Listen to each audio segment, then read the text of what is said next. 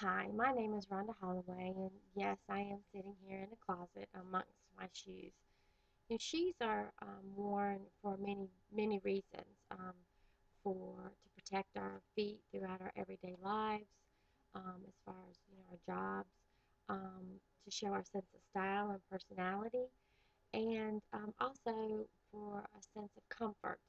I try to relate my shoes um, as far as my life is concerned. I've had shoes that I've worn for my jobs that maybe weren't, it wasn't the right job and they were a little bit too big, and so I had to change them in for shoes that fit and that fit that job for who I was at that time in my life. And eventually I grew out of them and trade them in for another pair of shoes. But the one pair of shoes that has been constant has been my shoes as a mother. Um, when I first got them, when I first became a mother, they were white and all nice and crisp and clean, and they were exciting. And I put them on for the first time, and they were a little awkward, and I wasn't quite sure about it. Um, but as the years went on and my children grew up, the shoes became muddy and torn from the play and the hard work that went along with raising my kids. I can look at them and they got stains of tears from joy and laughter and from heartache and boo-boos and things like that.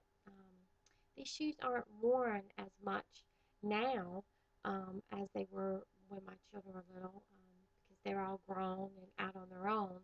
But they're close beside me right here, ready to go if they ever need advice, um, or just the comfort um, of me being a mother.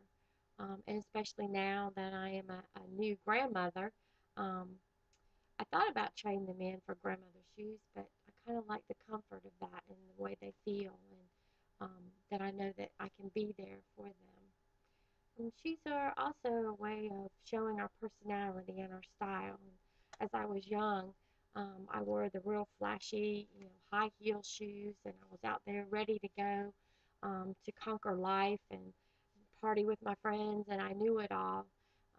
But 9 times out of 10, I didn't know it all, and I would come home with aching feet and blisters on my heels, and sometimes when I'd fall flat on my face for the decisions that I made, had bumps and bruises and cuts from that. But each time I, picked myself up and brushed myself off, but instead of putting on those real high heel elaborate shoes, my heels became a little bit smaller and not as flashy and elaborate as, I learned those lessons in life um, that I, dealt with. Now, my shoes are not as high. The heels are not as high, and they're more comfortable and practical. It still has a little bit of flair of my personality, my style, because I like to be um, have fun, and but now with a little bit more sense. Still have a few of those shoes tucked back here in the back for memories and laughs when I get together with my friends and we talk about how crazy we were. And maybe deep down inside as I get older, maybe thinking that maybe one day I'll get them back out and do something daring. But I don't know. They've been in the back of the closet there for quite a while. Then we have our shoes of comfort.